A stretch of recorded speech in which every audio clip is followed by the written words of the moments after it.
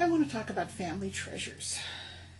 The kinds of things that you find upstairs in Grandma's attic, or the sorts of things that your mother handed down to you if you're my age, and the kinds of things that you see people taking to the Antiques Roadshow to discover whether or not they have a real treasure or whether they have just a piece of junk.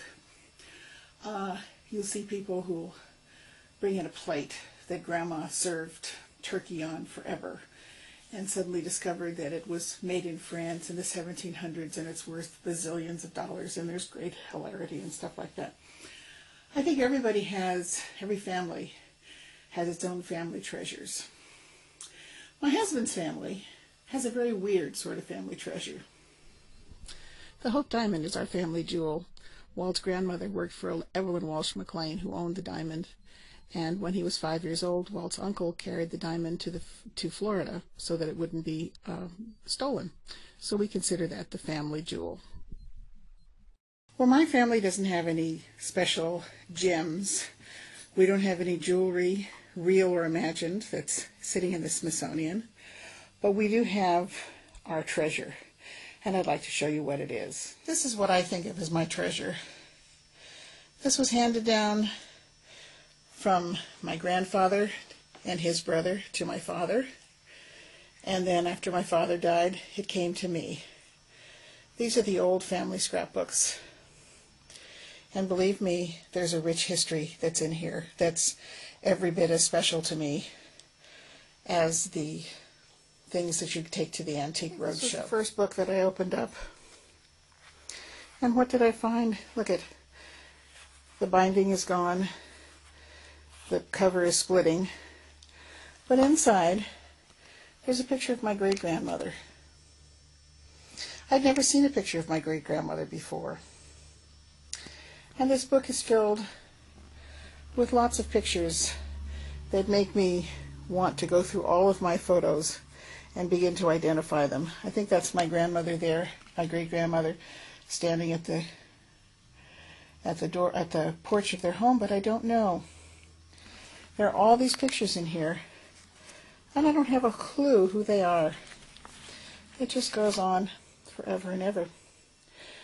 But the thing about this that's really special is that my grandparents were in vaudeville. They belonged to Dillon and King, which was a vaudeville company in the waning days of vaudeville.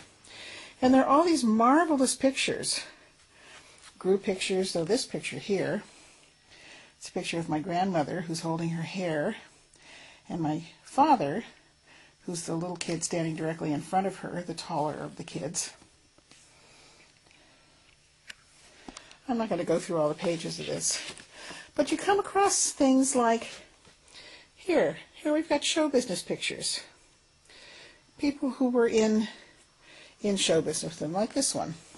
This is my grandfather, the one on the far left. He was part of a singing quartet called the Columbia Four, who apparently had quite a bit of success in their day. There's a picture on stage of the group on stage. This is a lovely picture by somebody named Daisy Dean and Weil, but I haven't a clue who they are. Autographed pictures. Another stage shot. And here's a trio that he was in. He's the middle one. These are it's just wonderful to have. And I only wish that when he was alive, that I knew they existed. I love this set of pictures. I think these pictures are just gorgeous.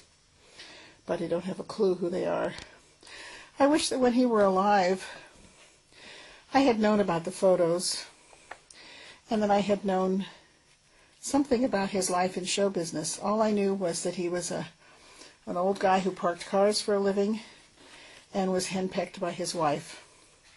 His wife, who also, by the way, happened to be in show business. She was a chorus girl. Here he is. He's the one on the left. And it's just these great photos. So this is a photo. Oh, this one. Get over here. That's my my godfather, who was my grandfather's brother. His name was Fred West, And he was a 6-day bicycle racer, and apparently quite a good one. As a matter of fact, several of the news reports that I read about him say that he was the fastest bicyclist in the United States, or at least one of the fastest. That's pretty cool. Kind of the Lance Armstrong of his days. So there's this photograph album that goes on forever. But then we have another one. And this is another threadbare. The thing isn't even attached anymore. This one is a really eclectic one because it's got a lot about boxing in here.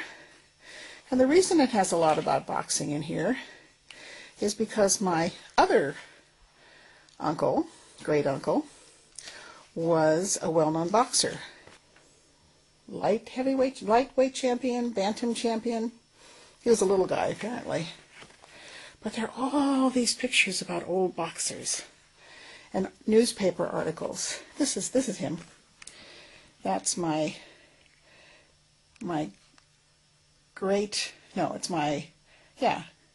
that's my grandfather's brother, Tommy West.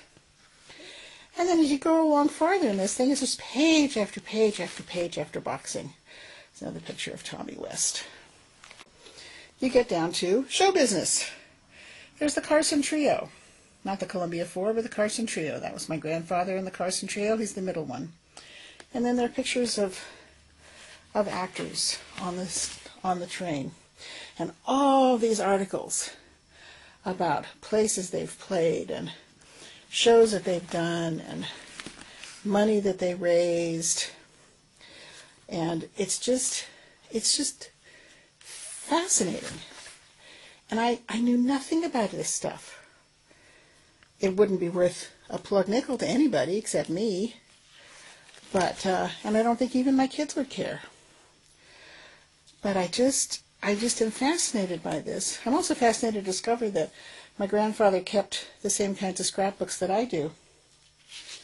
So this is my family trio. I'm looking at the word trio. This is my family jewels. You're never going to see them in the Smithsonian. Probably not. You're never going to find them on eBay.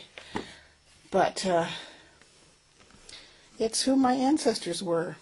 And I wish that I had asked more about it when I had the opportunity. There's a great article here. See where it says dancers won by quartet singers? Apparently, out of the quartet, the manager of the company discovered that there was a little hanky-panky going on between two of the people.